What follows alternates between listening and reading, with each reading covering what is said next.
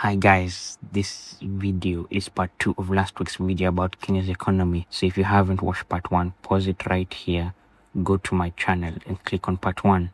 Once you finish watching, come back to this video where I'll be waiting for you. Now, for those who watched last time, I talked about the historical background and inherited structures. And this video, we're going to focus on loans, debt, and corruption. Debt analysis. Kenya's public debt has risen significantly over the years, from about 42% of GDP in 2013 to 72% in 2023, before declining to 65% in 2024 due to the strengthening of the Kenyan shilling. The Kenyan shilling has not strengthened. What they did was they pegged $1 to 130 shillings. In 2022, it ballooned all the way to 170 shillings per dollar. When the new administration came into office, one of the first things they did was to quote-unquote stabilize the currency. Kenya continues to access both domestic and international markets, issuing a new Eurobond in February 2024. For those who don't know, Eurobond doesn't mean it was issued by the Europeans. It just means it was issued in a foreign currency, meaning the debt we took wasn't in shillings. Could be from China or the USA. External debt stood at $38.7 billion, meaning it was 53% of total debt or 38% of our GDP. Domestic debt was at $34 billion, meaning it was at 47% of total debt or 33.3% of our GDP. External debt was dominated by multilateral borrowing, accounting for more than half of the total debt, followed by commercial debt, which was a quarter of all debt, while bilateral lenders and suppliers' credits account for another quarter. The top 3 largest bilateral lenders include China, France, and Japan, holding about 20.3% of external debt. China is the biggest non-Paris club creditor with 16% of external debt. 2/3 of the external debt is in US dollars. 21% is in euros, while other currencies account for the remaining 11.3%. Domestic debt is dominated by non-bank creditors at 52.5%, while commercial banks hold 43.4%, and the Central Bank of Kenya holds 4.1%. Kenya's public debt has reached 11.5 trillion shillings as of May 2025, meaning we have $90 billion in debt. Our debt to GDP ratio is 67.4% as of 2024, but I'm guessing it might have increased. All of this happened, all of these numbers, but I have one question. Why can the government still borrow and clearly they can't pay back because of the size of it? So who in their right mind will lend someone another billion when they have over 90 billion in debt? Is this all by mistake? Is it all by design? Or does the government know how to sweet talk some people into giving them even more money that they won't pay back? Luckily, I was scrolling Twitter the other day when someone asked this exact question and wrote an article on it as I was scripting for this video. But I wrote this video months back, so the world's poorest countries send more money to the world's richest banks than they receive in aid. Let's talk about how the global debt crisis paralyzes developing nations. Developing countries have a staggering $31 trillion in combined debt, and because they're considered high risk, they pay higher interest rates, around 10% versus 3% for wealthy nations. To whom do they pay interest? Well, 39% of all debt payments go to private banks and bondholders such as Vanguard, BlackRock, JP Morgan Chase, and HSBC, and it's these private lenders who charge the highest interest rates. And while these banks are pulling money out, public banks like the World Bank pump taxpayer money in while enforcing strict conditions that further paralyse the developing nations. It's like a reverse Robin Hood effect, where money is moved from the poorest to the richest. In 2024, developing nations paid a record $921 billion in interest. That's more than $2.5 billion every single day. Less money to spend on basic sanitation and clean water, more money to spend on dinner at Nobu. We're often taught to think of debt as a failing of the poor, but often it's a design fault of the financial system. Banks behaving fairly benefits taxpayers in both developed and developing nations.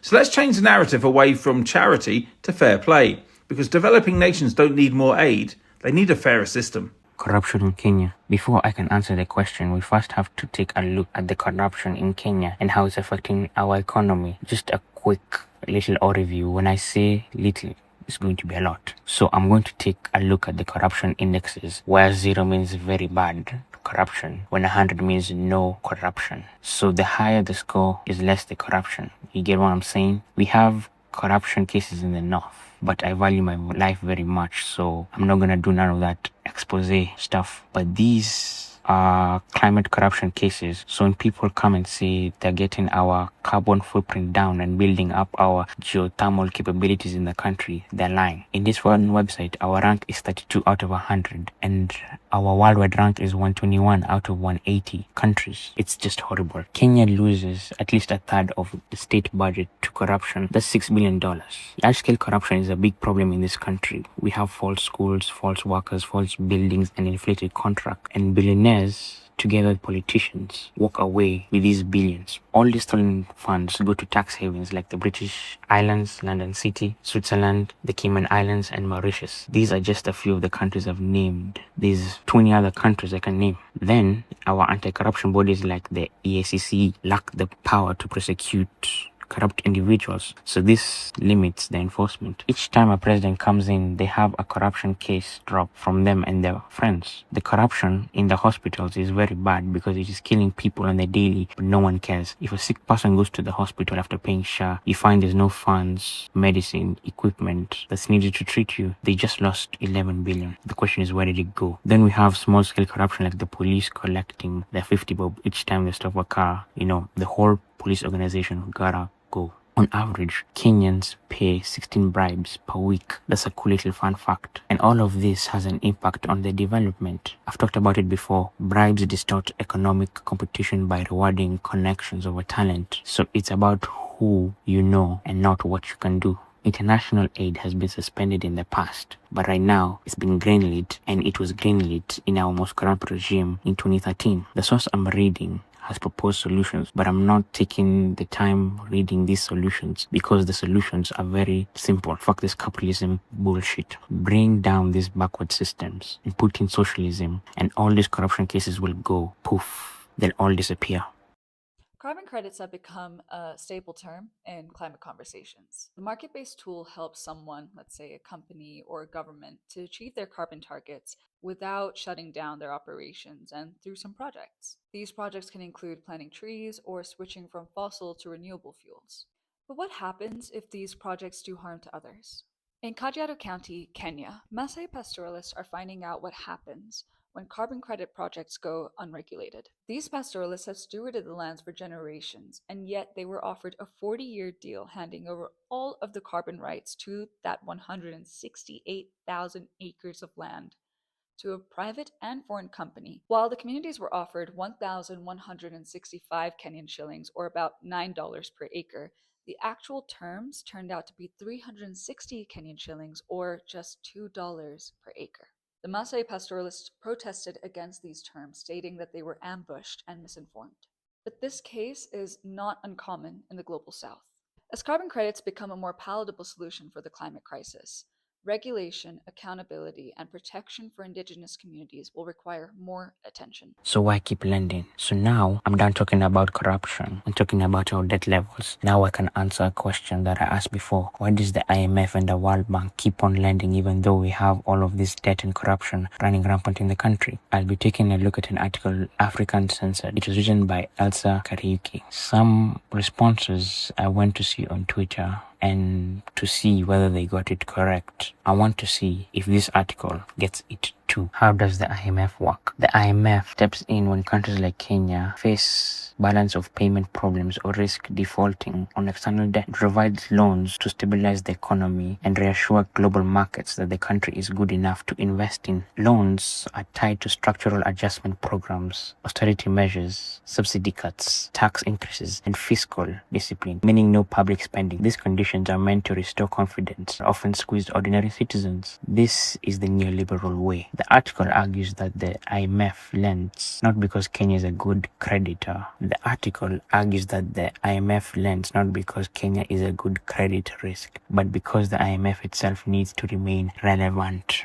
But I say this is false. Since the neoliberal Reagan economics works in this way, America uses international organizations like the IMF and World Bank because they enable the bourgeoisie and the third world nations to continue profit from the ruling of the nation. As the country they're ruling over is suffering, they laugh all the way to the bank. So it's harsh money designed to keep the elite in the third world nations happy, compliant, docile, and resistant to change as the country suffers. By keeping Kenya afloat, the IMF afford a messy default that could ripple across East Africa. The cycle of dependency is what the IMF wants. Kenya borrows, IMF imposes reforms, economy struggles, Kenya borrows again, and the cycle keeps on going.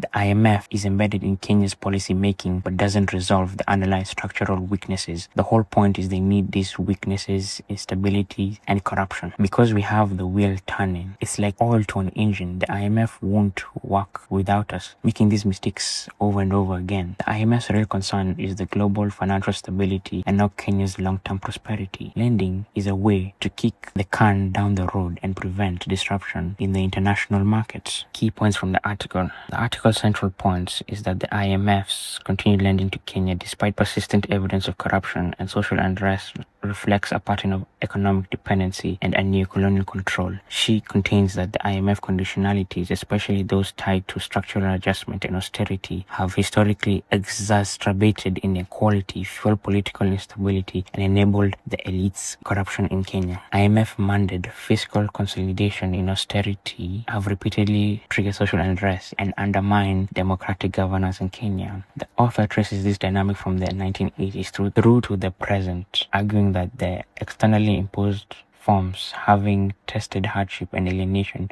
among ordinary citizens. The IMF's assistance on revenue mobilization has led to regressive taxation on essential goods. They've cut education, healthcare, and food subsidies. These measures mostly affect the poor and erode the social construct. Liberalization and privatization implemented in the IMF programs have created opportunities for the elite, enrichment, and patronage politics. Patronage politics means you award government contracts to your family and friends. Kenya's repeated recourse to the IMF's launch is framed as a cycle of dependency that undermines national sovereignty and policy autonomy. The author questions whether the IMF's failures are due to incompetence or a deliberate strategy of economic entrapment. The 2024 finance bill was designed to meet IMF revenue benchmarks, which sparked mass protests and state violence, highlighting the political risks of externally driven austerity. Article situates these events within our broader history of resistance to IMF policies in Kenya. So basically, whether Ruto stays or goes